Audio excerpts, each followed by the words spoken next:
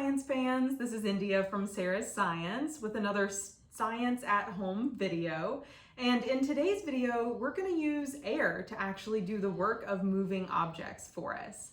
So I have a couple items that we're going to build together today, where there are 3 toys in front of me. There's a little inchworm, there's a whirlybird or paper helicopter, and there's a glider plane that we're going to assemble.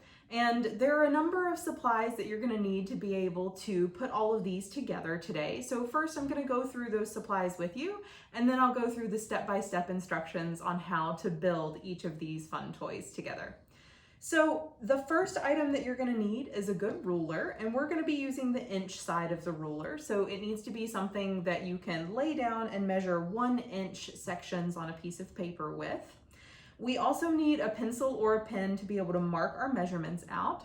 We need a pair of scissors, and make sure it's a pair of scissors that your parents are okay with you using and that you are using them in a safe way. So make sure your parents are close by when you're cutting items in our toys today. You need some kind of tape to be able to complete your project. So that tape could be what I have here, Scotch tape, masking tape that you have at home, or it could even be electrical tape. I'm actually going to be using this black electrical tape to build the projects today, and that's just so you'll be able to see where I'm placing the pieces of tape in the video. I want this to be very obvious for you guys so that you can build along with me. Now, our key parts to our project today are also going to be straws, but we need 2 different sizes of straw. And what I mean by that is 2 different diameters. So right here I have this solid red straw. It's a slightly smaller diameter straw than the other ones that I used for my projects today. And so this red straw is going to fit inside of the other one so that it'll actually make our project work for us. So 2 larger diameter straws will be needed, 1 small diameter, and that's a total of 3 straws for today's project. Now, for the straw that's going to go in the middle, you could use a reusable straw, just like this metal one that I have here, because it's nice and straight. If you have a reusable straw that's made out of this silicone and like flexible material, this is not going to work inside of our project today, unfortunately. They're great to use at home, but they just don't have the right strength and the right shape to them that we're looking for with our project. So don't pick a straw like that, but you can actually use any paper straws that you have in your drawer. And if you have a paper straw in your drawer, then you can also actually color on it when you're doing your project today. So take a look around for those, find whatever straw works, see if you can have a little fun while you're collecting these items, and then we're gonna get to work on building these things. Now at the end, you can do exactly what I have, which is to use some fun markers, add some decorations, add some things that are gonna change as your projects are moving through the air or falling from the sky where we place them. And then you're gonna see how those little drawings will change as these are moving. So the first thing that we're going to work on today is actually this little inchworm or caterpillar. And the fun part of this is doing it with a team member or a family member, because we're going to do an instruction that gives you 2 of these caterpillars. And when you have 2, you can do some inchworm or caterpillar races.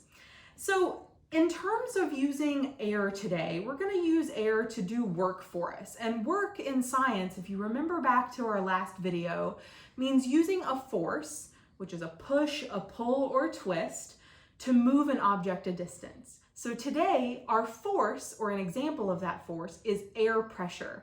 And we have to kind of experiment a little bit to figure out how we can actually get the air from our mouth to be pressurized enough to do the work of moving this caterpillar for us. So if we're trying to experiment and see what will help us move this caterpillar, this one right here, for example, across the table, maybe we should try experimenting with a few items that we have at home, like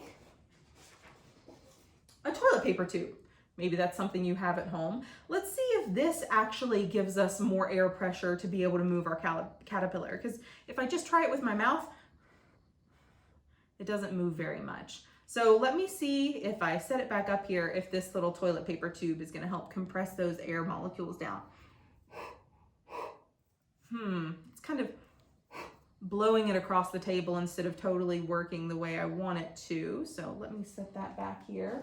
What if I lengthen the tube that I'm using, like a paper towel tube?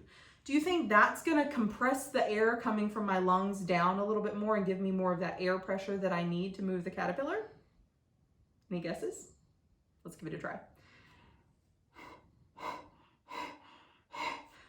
Whew, that takes a lot of air. All my air is fitting through this tube at once, so I have to take a breath every time I want it to work.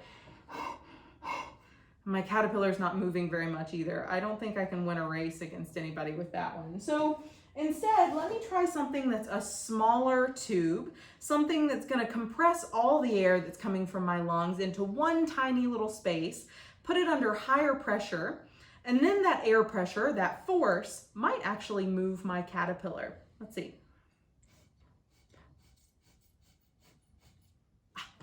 Did that do the trick?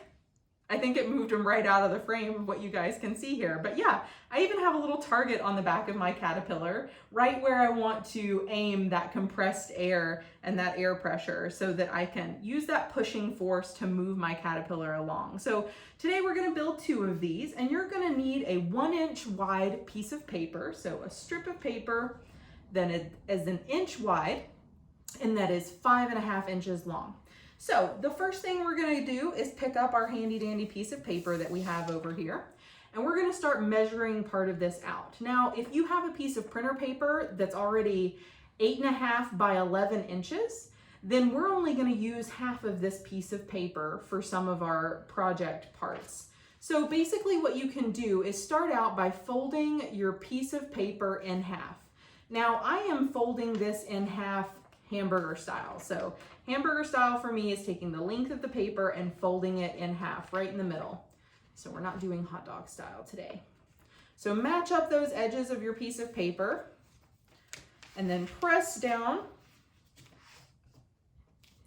And then once we have that done, we're actually going to be able to take our ruler, lay it on the folded side of our paper. Here, I'll hold this up for you guys.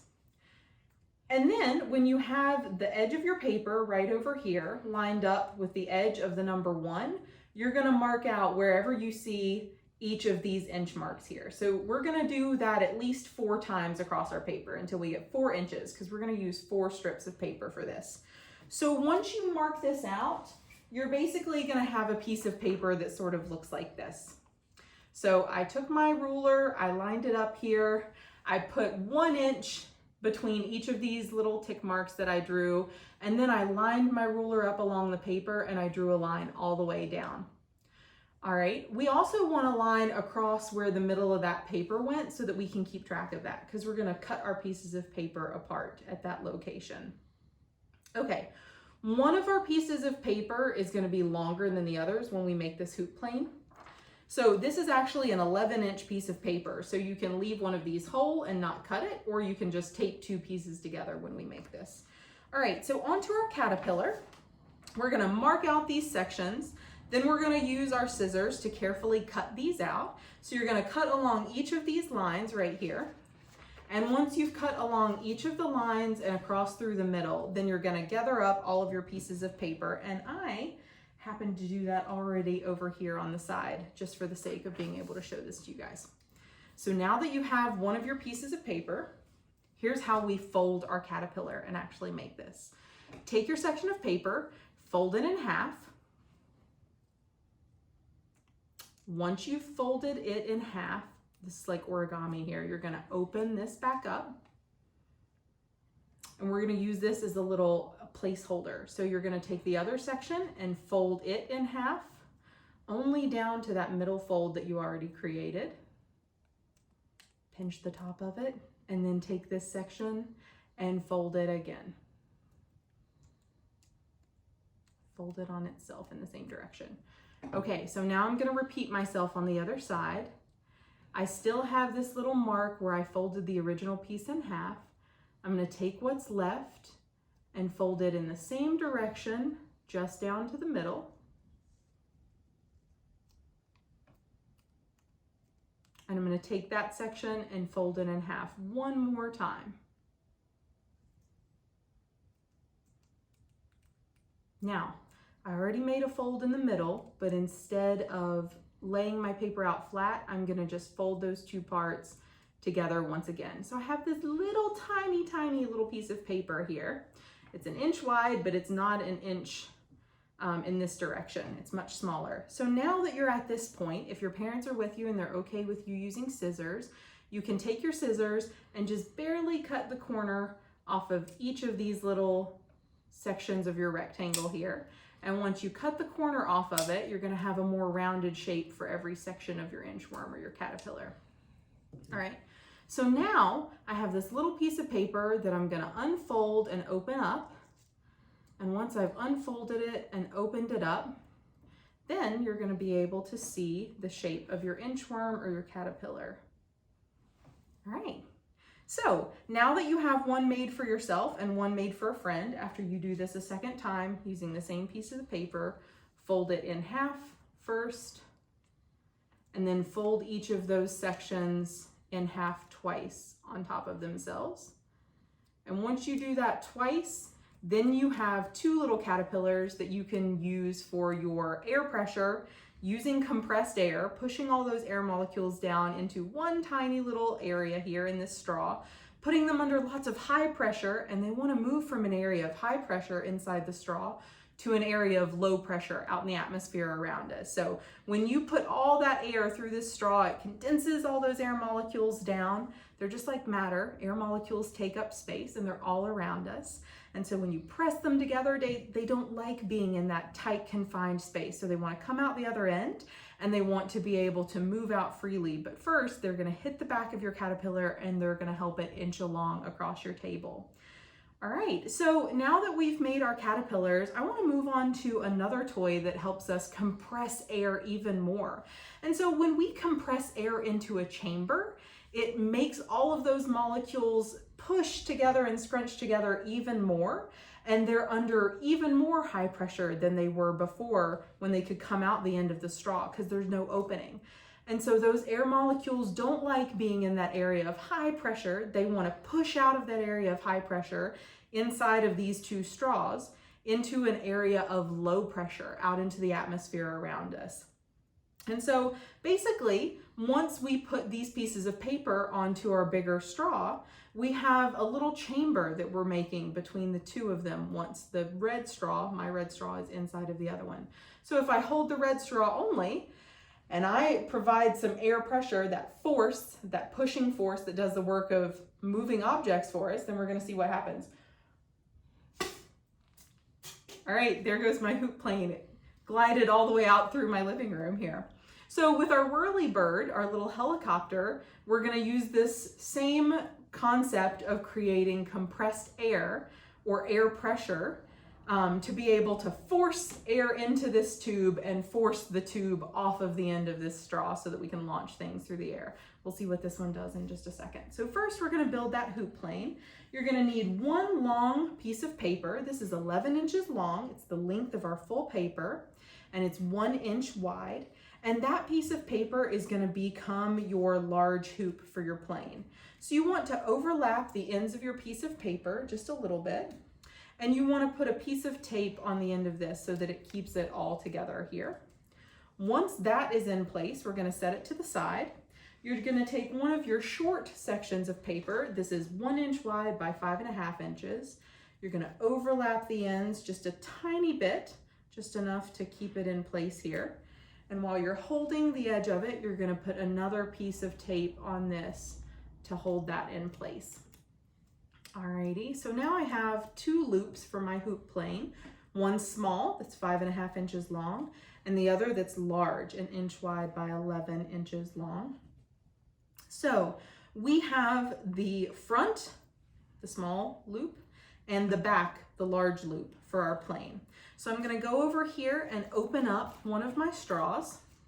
Now, I don't know about you, but my favorite way to open a straw is to use that compressed air to actually use that air that I have in that air pressure to launch the straw wrapper across the room. So now that I have my larger straw here, I am going to place this large loop at the very back end of my straw. And I want to make sure that my straw gets taped into the loop right in the spot where everything came together. So I've got a piece of tape on the bottom that I used for my paper, But on the inside of my hoop, I'm going to place another piece of tape that's actually going to keep the straw where I want it.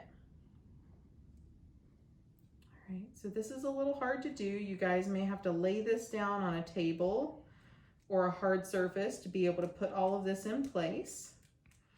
And when you're taping this down, you don't want it to flatten your straw out. So you don't want to compress or flatten your straw. Keep your straw nice and round. And then I'm going to put my loop that's small on the very front of my plane. And I'm going to tape it in place. Now, when I tape it in place, I'm kind of looking down through both of these loops so that one isn't off to the right and the other one's straight up in the air. If one's off to the right, then my plane is actually going to curve in one direction or the other. We want these to be even. So I'm going to match this up where I want it. I'm going to get another piece of tape over here. I'm going to look down through the middle and see if I can match this up in terms of the shape of it so that all of this works together.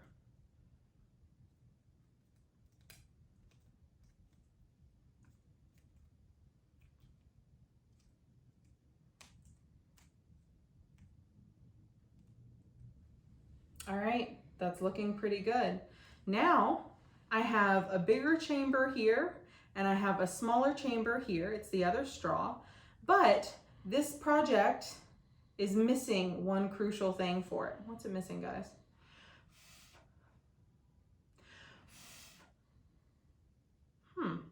It's missing something to actually cover up the end of this straw to be able to compress the air down.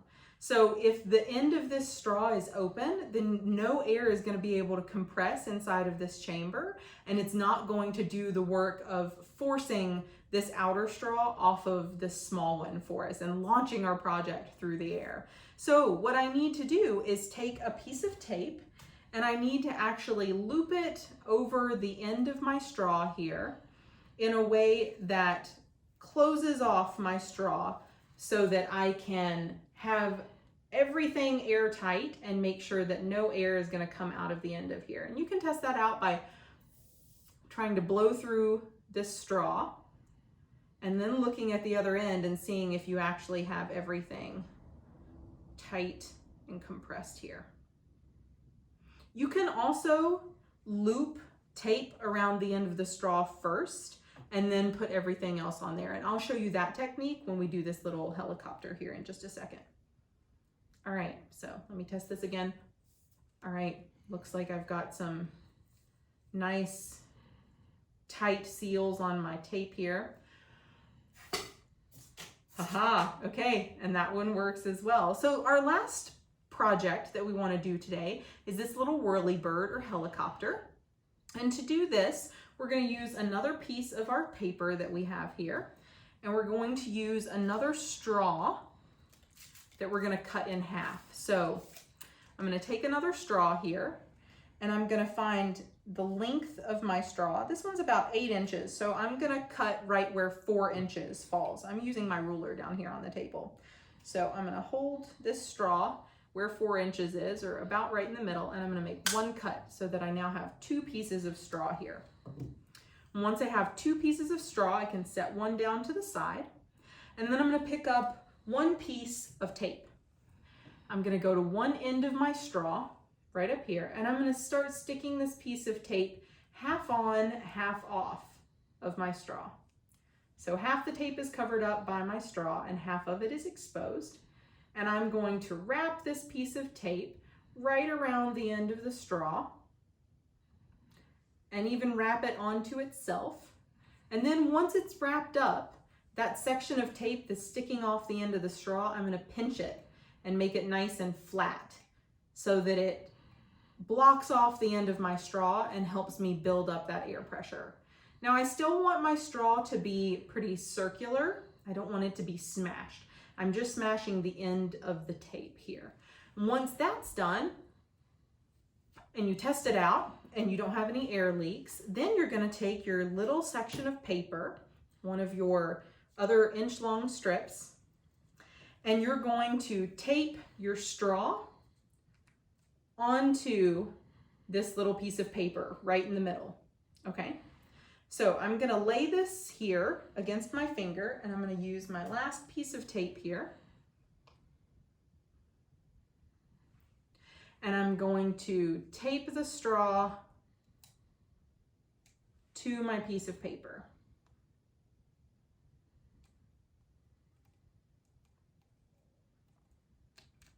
All right, now once that's taped in place, I'm going to take one piece of, or one side of my paper, and I'm gonna fold it up, and I'm going toward you guys. So I folded this away from my body. All right, so it's like taking an arm and folding it straight up toward the sky. It's gonna fold at a diagonal here. And this piece I push toward the camera when I'm folding it. Now I'm gonna go to the other side of my helicopter, and I'm gonna pull this edge of the piece of paper toward me as I fold it. And I'm gonna fold it up toward the sky, just like my other piece is. So this piece went toward you and then I creased it, and this piece went toward me and then I creased it. So they're going in opposite directions. Can you see how these are opposite? Okay, so that's what we want so that our helicopter will actually spin as it's coming down through the air. So now that we've gotten all of this in place, we're going to build up that air pressure by compressing those air molecules in this little chamber. That air pressure is that force that's gonna push this little helicopter off the end of our toy here. Alrighty, and then they fly downward.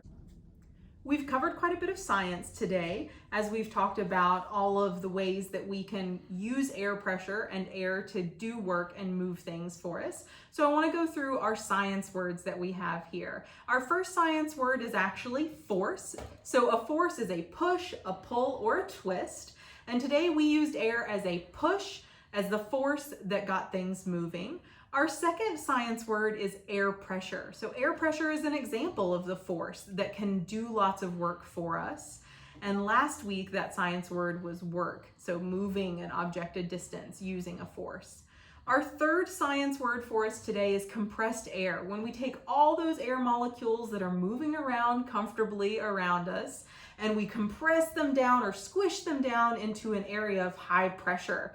So when our air molecules are compressed down by our breath in these straws into this area of high pressure, they get all uncomfortable and squeeze together too much, and they don't like that area of high pressure. So they want to push outward into an area of low pressure. So it's just like compressing air molecules down inside of a balloon. When we blow it up, we compress all those air molecules into that balloon. And then when we let go of the balloon, what happens? Those air molecules come rushing out of that balloon, sometimes making funny sounds and making the balloon zoom around the air. They rushed out into that area of low pressure where they're nice and comfortable. And so air molecules are naturally existing in the atmosphere around us. That's an area above the earth that extends up 50 miles, sometimes a little higher in other places. And the atmosphere is where all of this lovely oxygen is that allows us to breathe. And it's also where all these air molecules are floating around nice and comfortably. So air molecules are just like matter. If we realize that they take up space and can compress them down, then we can use that compressed air as a force, as air pressure, to be able to get things moving today. So while you guys are at home, use your compressed air through some straws to be able to get your inchworm moving, to be able to fly high some whirly birds or helicopters that you make. There, that one came floating down. And be able to just do some work yourself and just having fun at home with our science project. Hope you guys have a great week. We'll see you next time.